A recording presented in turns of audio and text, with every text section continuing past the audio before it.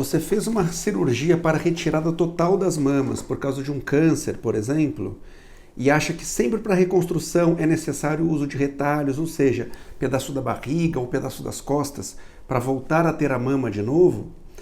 Isso não é verdade. Você pode usar uma técnica muito avançada, que é a lipoenxertia mamária, onde a gente, por meio de lipoaspiração, coleta a célula de gordura do seu organismo e consegue utilizar na mama para restaurar forma e volume das suas mamas.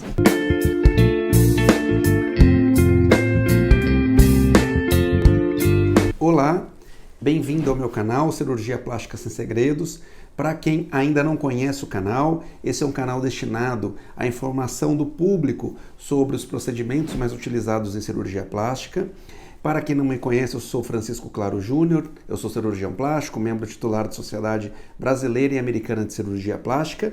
E nos vídeos de hoje, como nós vamos falar sobre a lipoenxertia para reconstrução de mama, eu gostaria um pouco de falar sobre mim, especificamente relacionado a esse tema. Eu fiz o meu mestrado, doutorado e pós-doutorado nessa área. Estou realizando esse procedimento estou envolvido com essa área desde 2009, então há mais aí de 15 anos. E esse tema surgiu para mim como um desafio inicialmente em uma paciente que tentou várias técnicas cirúrgicas que não eram bem sucedidas. E eu então comecei a estudar muito profundamente esse assunto, que na época era um procedimento considerado proibido devido ao elevado nível de complicações que havia na época, principalmente porque o procedimento era feito de forma irregular. Então, depois de adotados uma metodologia muito precisa, a gente vê que a lipoenxertia mamária ela é muito segura, e por ela conter células-tronco, ela tem a vantagem de poder restaurar também as lesões causadas nas mamas, em muitos dos casos, pela radioterapia. Então a lipoenxertia mamária ela consegue não apenas restaurar volume e forma da mama, como ainda levar a uma regeneração tecidual.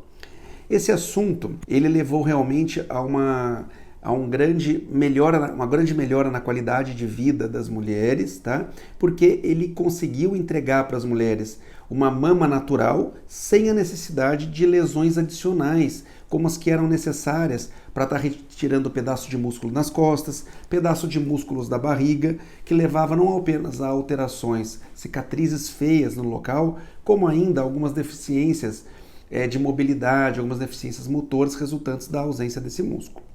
Então, não apenas eu fiz um mestrado nessa área, como também ajudei no desenvolvimento dessa técnica. Meus trabalhos foram publicados em várias revistas internacionais, sendo um deles um trabalho de capa na British Journal of Surgery em 2012, uma das principais revistas científicas da área no mundo. E, inclusive, eu já ganhei prêmio nos Estados Unidos, publicando resultados dessas reconstruções feitas com a lipoenxertia. Então, ela é uma opção, principalmente em casos em que a mama já foi retirada e teve uma reconstrução imediata, ou naqueles casos em que a paciente fez uma reconstrução imediata com prótese, mas está tendo uma contratura capsular, necessita trocar a prótese, então a gente consegue regenerar aquela área de contratura, está trocando a prótese. E até casos mais recentes a gente já está começando a fazer inclusive explantes de silicone em mamas reconstruídas. Então o paciente fez uma reconstrução imediata, não deseja mais ter a prótese, a gente consegue com algumas sessões de lipoenxertia estar restaurando o volume ali da mama, e aí nem precisa às vezes estar colocando uma nova prótese, a gente consegue restabelecer a forma e o volume dessa mama apenas com a gordura retirada então do corpo. Então ela é uma técnica realmente bastante agradável, que ela ainda proporciona, quando a gente vai fazer a retirada de gordura por meio de lipoaspiração, você ainda tem uma melhora estética da área doadora de tecido, ou seja, aquelas áreas da onde a gente colheu a gordura que vai ser usada para reconstruir a mama, ela ainda, você tem uma melhora dessa área e não você leva a lesões dessa área. Então a gordura ela pode ser usada então em reconstruções tardias de mamas irradiadas, ela permite uma complementação daquelas mamas reconstruídas e que ficaram com assimetrias, então a gente consegue restaurar também essa forma de volume e deficiências volumétricas com a lipoenxertia também na mama. Então só tem que tomar bastante cuidado, que a técnica necessita ser feita por um médico bastante qualificado, é uma técnica que demanda uma curva de aprendizagem longa, ou seja, não é qualquer pessoa que consegue fazer. A gordura ela precisa ter um preparo muito específico e a técnica de enxertia demanda muito cuidado, porque senão a paciente vai evoluir com infecção, necrose, depois vai ter aqueles casos de muita dor na mama por causa de esteatonecrose, que é quando morre tecido mamário na mama, e por a mama ser naturalmente colonizada por bactérias, que a glândula mamária ela é colonizada por bactérias, o fato de você colocar a gordura ali de uma forma inadequada, essa gordura que irá morrer pode infectar, inclusive levar a infecções graves. Então, tem que ser feito com um profissional bastante qualificado, tanto que esse procedimento, se feito de forma inadequada, ele chegou a ser condenado em 1987, porque ainda não existia uma padronização, uma sistematização de como o procedimento deveria ser feito para evitar todos esses tipos de complicações.